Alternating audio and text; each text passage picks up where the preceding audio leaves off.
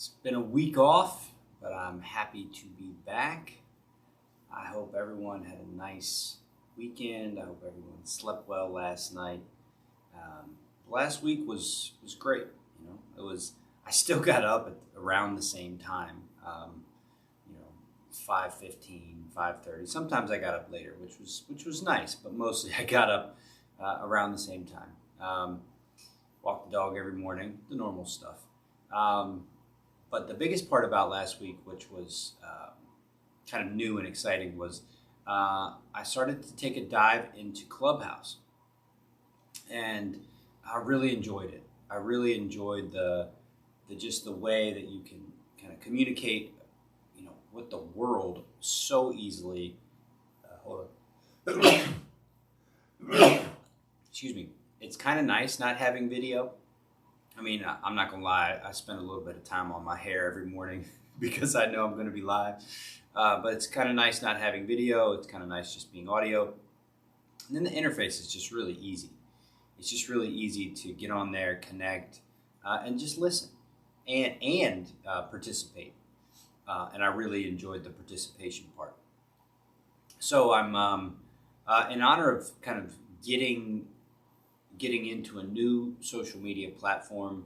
I figured I'd kind of reconnect to what Armor Down is on my regular platforms, and just kind of pave the ground for any people from Clubhouse who might be kind of curious about Armor Down, want to learn more. And so they'll, see the Facebook or see the YouTube channel, and this will give them some insight. So I guess the most basic thing to understand about Armor Down is that Armor Down is a noun and a verb. I remember when we first created it, because I created the name Armor Down, and I've been kind of nurturing it since 2009, kind of. It didn't become anything until it became a blog, and then from there it kind of grew ever since.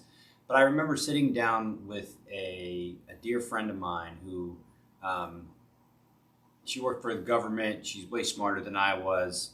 She just knew how to organize things. And we sat down at her name was Lori. We sat down at her dinner table and just chatted about what Armor Down was. And I was explaining to her my vision and what I thought about it. And she goes, well, what you're describing is Armor Down being a noun and a verb. And I thought about that, and I was like, oh, everyone says you're supposed to keep everything really simple, and it's supposed to be, this, that, or the other. But, that's just what Armor Down is. It's both a noun and a verb. So the noun side of Armor Down is the company, the brand. So Armor Down as a brand has interests in the mindfulness space, the yoga space, the self-care space, the meditation cushion space, and also the cannabis space. So in the realm of kind of non-pharmaceutical self-care, Armor Down has some clear interests in these realms, some relationships that have been built over the years that, really do give Armor Down some brand status as a thing, right? As a thing that shows up and has interests in these areas. So that's kind of Armor Down as a noun. To Armor Down as a verb is a step-by-step process to becoming more open-hearted. And to Armor Down in the moment is to take whatever experience you're experiencing and break it into 3 parts along the lines of mind, body, spirit. And so what we do when we practice the 4 bells is we practice how to Armor Down. And I'll go through the steps, but we'll go through the steps as the practice. So that's it for my kind of, opening, and then let's do the training. So the way we Armor Down is we go through these steps, okay? And in the practice itself, and the reason why you practice is so you can get good at going through these steps whenever you need to. But we practice with the bell. The bell kind of informs us that it's time to take that next step. But the 4 steps are um, moving from a kind of mindset of past, future, the mind just kind of moving around, taming the mind into the present moment. So the first step is always coming into the present moment through your senses. We call that bell 1. But even before, it's recognizing that your mind is doing what it's doing. So that's really the beginning of how to armor down, is recognizing what the mind is doing. So whatever your mind's doing, if it's thinking about something, if it's analyzing this or planning for that or ruminating on this or wondering about that, it's recognizing that. That's really the first step, is to recognize that it's really just to recognize your mind. That's step 1. And then what we call is bell 1 is bringing your mind into the present moment. And the way we do that is by focusing on the senses. Now, tomorrow I'll talk about who Armor Down is for, but Armor Down started as a tool for veterans. And the big reason that this first bell is important is because twofold. First, it kind of connects to what the veteran has already kind of trained on how to do, which is kind of be attuned to their situational awareness, right? So it's you already have kind of this ability to perceive what's going on around you. And so for the veteran mindset, it's bringing that kind of skill set into a new paradigm. There's also the element of addressing aspects of post-traumatic stress. So part of what happens in our stress response, or our trauma response, is that our sympathetic nervous system does certain things to protect us. And it varies. It's not always the same. Like, for example, when kids are sympathetically engaged or activated, they pursue, they run, they try to get connection, they run to find their parents. That's how they're activated. But for a lot of veterans, when they're sympathetically activated, they go into fight mode, at protection mode, and that's a kind of a turning up of aspects of their internal systems. When that happens, the mind kind of goes off in these automatic ways, and the warrior can actually be kind of dialed into the past as opposed to the present. So by connecting to something that's already familiar, the senses, and everyone can do this, of course, we bring the mind into the present moment. I often call this taming the mind. Bell 2 is the next step, which is getting into the body, which is training the mind to become more attuned to the body's communications. So the body communicates in lots and lots of ways. Now, the reason why this is really important, and this is where it started, the veteran community, the warrior community, the first responder community, the servant leader community has been taught to push through their own feelings in order to accomplish the mission, which we need and we want and we support and we thank them for. Nonetheless, if you do that on a regular basis, you get good at disregarding the signals of the body. And that's really important. You should learn how to do that. You should know how to do that. You should know how much more is inside of you than just what your body is offering. However, you should also be able to connect to what your body is saying. And there's what's called somatic education now, which is the realm of the internal body. It's really, really powerful, and it's got a ton of information and a ton of wisdom and a ton of knowledge that's available to you. So if you're just ignoring what's coming up and you're pushing that away, it's not really helpful over the long term. So you want to have that relationship. So that's bell 2. Bell 3 is all about interaction. So bell 3, we really focus on the breath. So awareness of the breath. Now, it's not use the breath to create less stress, which is often how I understand a lot of kind of practitioners and facilitators guiding the breath. You use the breath to do something. In bell 3, what we do is we interact with the breath.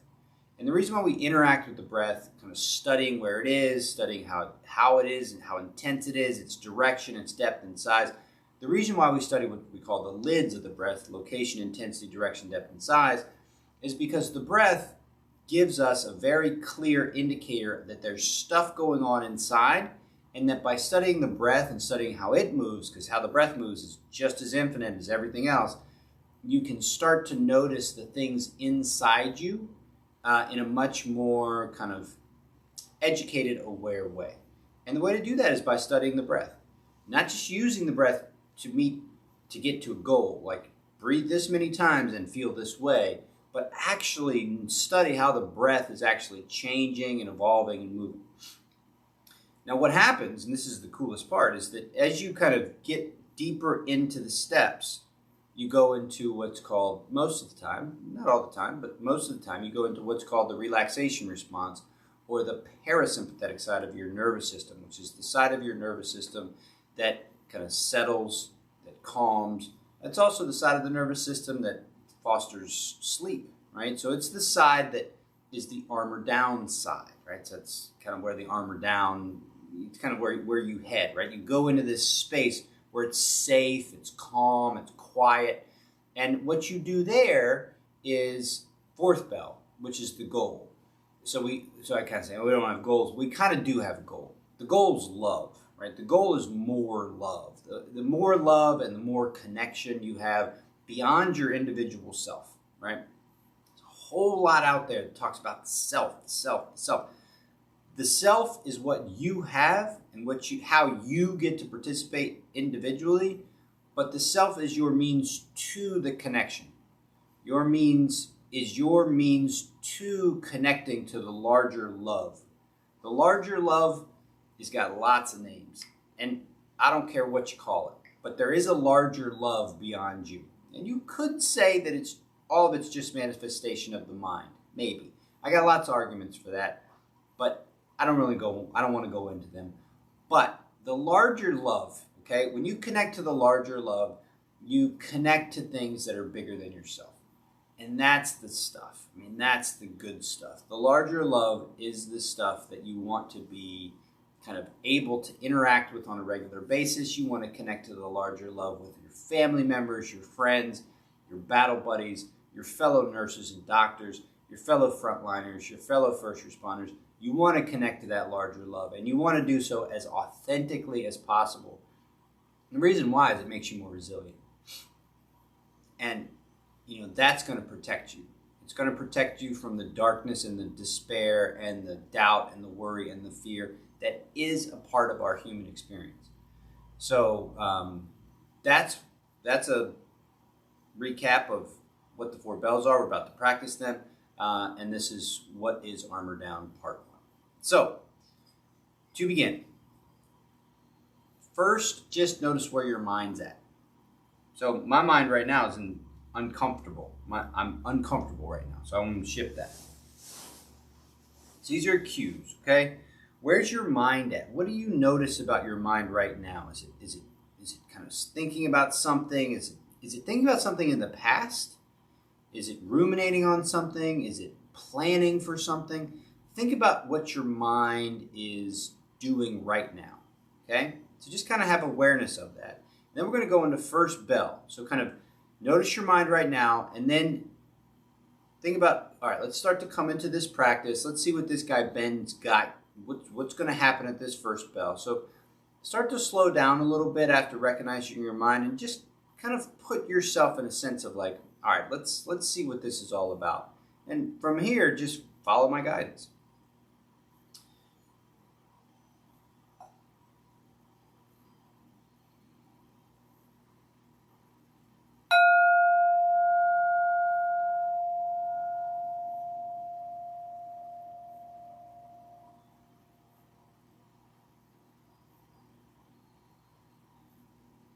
Sight, sound, taste, touch, smell.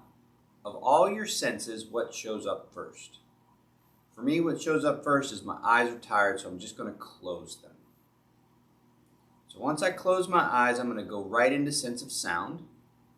What do I hear and where do I hear it? So you can say to yourself, What do I hear? Where do I hear it?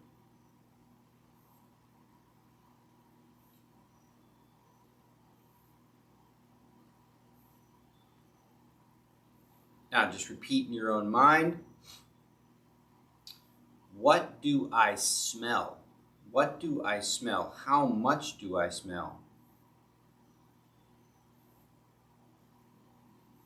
Maybe you don't smell anything. In that case, just notice the act of pulling air in, trying to smell.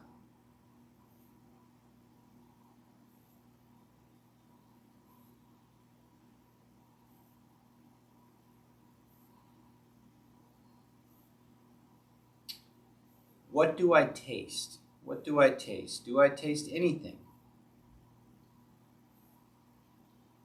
If you don't taste anything, just notice the qualities of your mouth.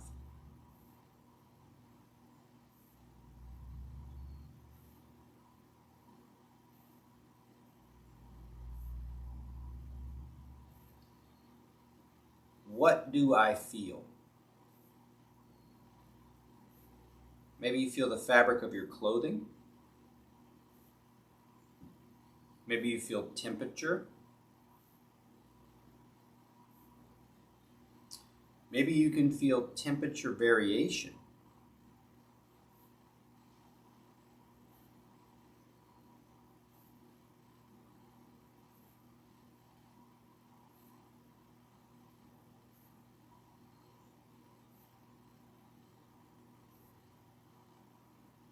So go back through your senses. Sense of sound. You might even be able to notice light and shadow behind your eyelids if your eyes are closed. Sense of smell. These are all little movements that your awareness is making. So it's a moving thing. This isn't just stillness. Taste and touch. Move on to bell 2.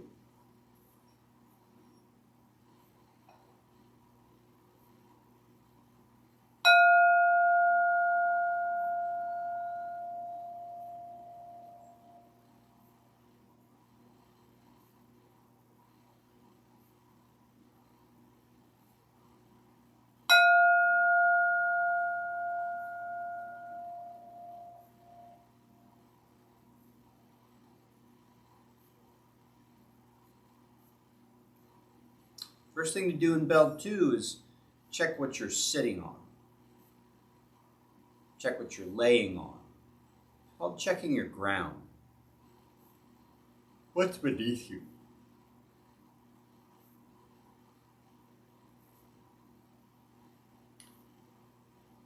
If your feet are flat on the ground, notice what parts of your feet are touching the ground the most. If you're sitting crisscross applesauce, noticing the outside edges of your legs or ankles. Noticing rear end. If you're laying down, it's your back, it's your shoulder blades, it's the back of the neck, it's your head. You're just noticing where you're connected to the ground. And you can also notice the ground itself, the solidness of the ground, the certainty of the ground, the almost no thought about the ground. You know, if we were on a boat or if we were on unstable surface, you'd have lots of information about the ground. But because there's steadiness, rock solidness, consistency, there's not much about the ground that you have to kind of worry about. So you just notice its qualities, and you move on. Moving on to the next space where you're moving your attention to. And these are micro movements. It's not just nothing. You're making the most subtle movements that you can imagine with your attention. You're putting your attention in different places. So it's moving. So you move your attention to your pelvis. So noticing the pelvis is the base of the spine. Feel free to kind of move a little bit. You can kind of add to the micro movements, make an even bigger movement, creating a little bit shift back and forth in the pelvis. Noticing where your body weight settles, if it's balanced. If there's any comfort considerations to be made, creating a space that's a little bit easier to kind of sit with. From there, move your attention up to the core space. Maybe there's some holding at the core space that doesn't need to be held. You can let that go. Maybe there's some awareness there that shows up. Maybe you can feel the fabric of your clothing around your belly or your sides or your lower back. Maybe your breath is showing up. Movement of your belly is showing up with your breath.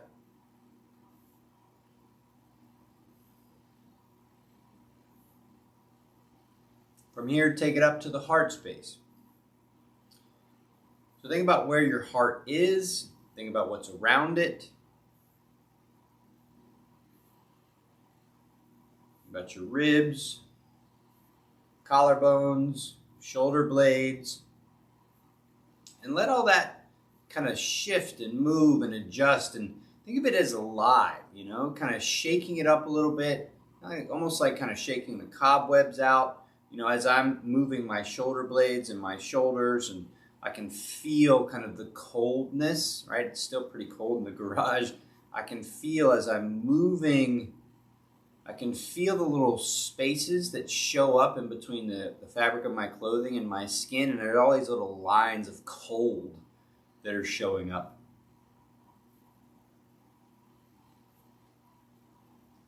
So think of pelvis, core, heart space as your main trunk, your main torso.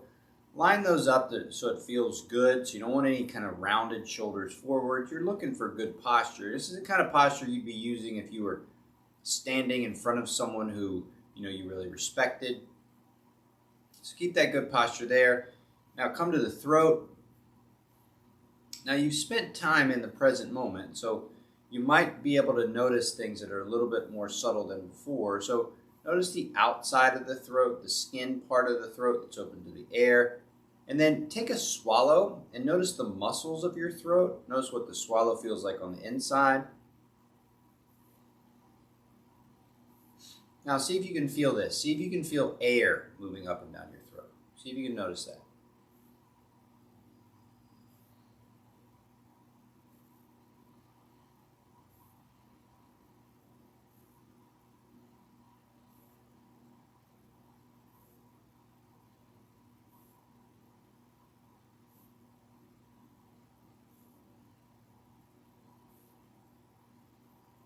Now traveling up a little bit further to the final spot of awareness, which is the tip top of your head. Tip top of your head, tip top of your spine. Looking for nice length here, just a gentle upward lift. Imagine a string is at the tip top of your head. And just imagine your spine kind of lifting by 1 millimeter. Now feel for your face. Okay, your face is an area where your muscles connect directly to the skin. Okay, so your muscles on your face connect directly to your skin, and your muscles connect directly to what's called the vagus nerve. You've got the vagus nerve, which is it's a big, huge nerve that goes throughout your nervous system, but it's like a superhighway of information. What's going on your face is getting projected outward to the world and also getting projected inward through your vagus nerve to your central nervous system and to all your organs and all your systems. It's a huge, huge network. It's connected to the outer world. It's connected to your inner world. So what we're going to do is we're going to hack that vagus nerve by softening the muscles of your face as much as you can. So imagine your eyebrows softening. Imagine your cheeks softening. Imagine your mouth softening. Imagine your nose softening, chin. And just send a little signal in and out that everything's all good with a tiny little smile. Not a big old, silly smile, but just like a little kind of break at the side of the cheek, like it's all good.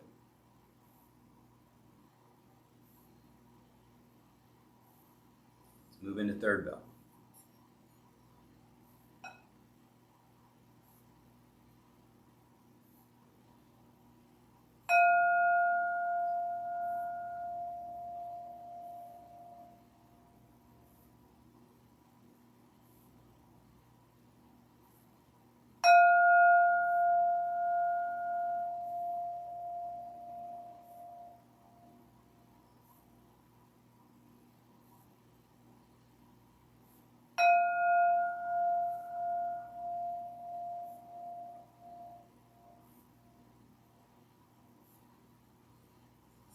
Now just notice your breath.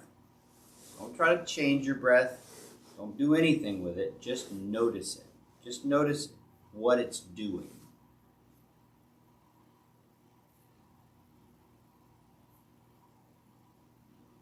You're like, what am I supposed to understand about what my breath is doing? Think about your breath as its location. Where is your breath breathing?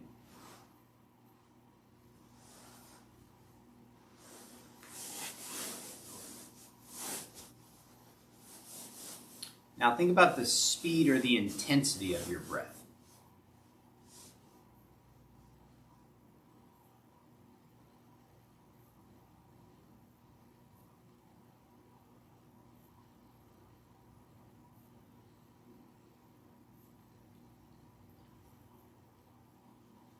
Now think about the breath and its direction. So do you feel your breath moving up and down? Do you feel it in and out? Do you feel it spinning? What's the direction your breath is taking at this moment?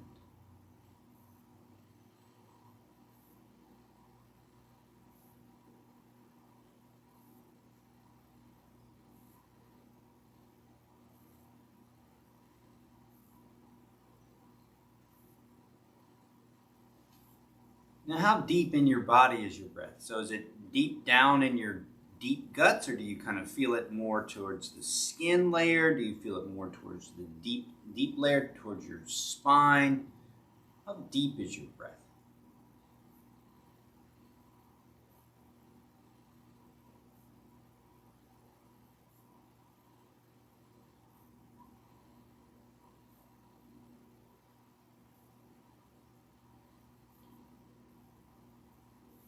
Now, how big is it? Like if your breath, if your body's a container, how much of your body is your each inhale filling up?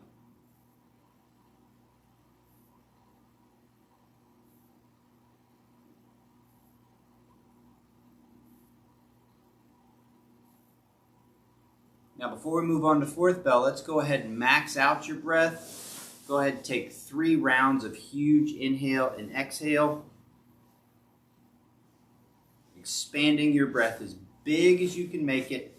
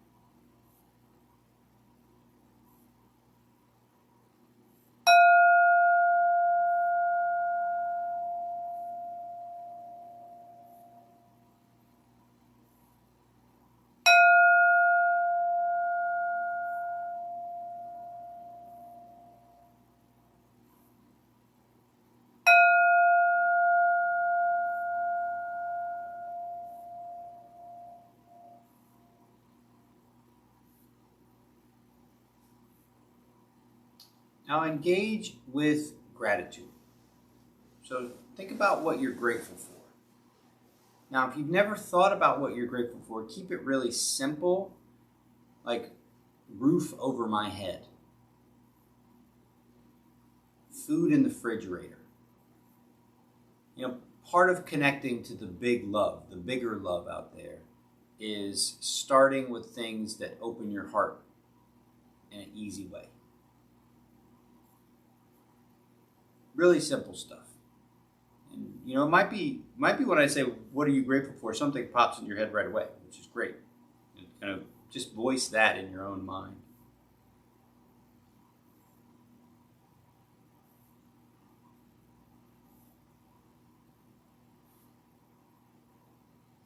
So once you've explored some gratitude in your own mind, think about this big love that we can be a part of, that we can kind of participate with as beyond yourself. And one way to do that is to shift the goodwill you have inside yourself from kind of gratitude to compassion. And what you do there is you think about the world as a place that includes hardship and suffering. Maybe it's an individual. Maybe you're thinking about an individual person that you know that's really struggling. And if you've got that person, or maybe it's to the world, imagine sending the love you have inside yourself to them. Imagine there's an invisible string, or maybe there's an invisible, trillions of strings. Imagine, maybe it's like little sparks that shoot out from your heart.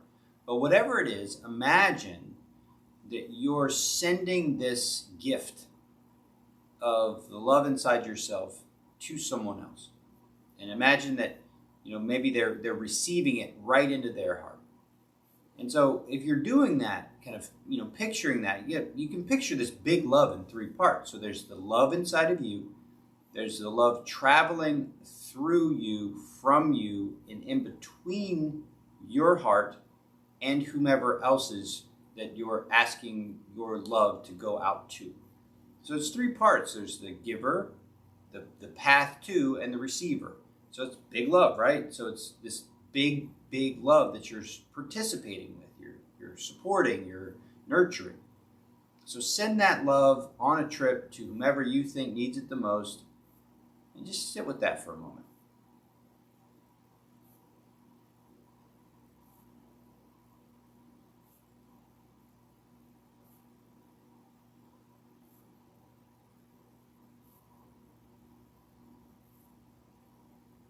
Now, the way we finish the practice is by taking 2 full rounds of inhales, and on the second exhale, you finish up.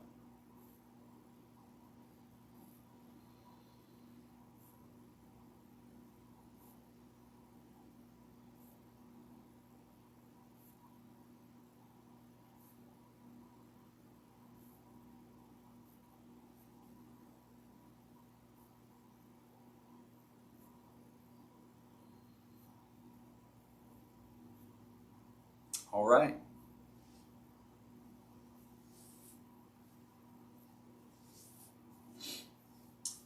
Thank you for joining me.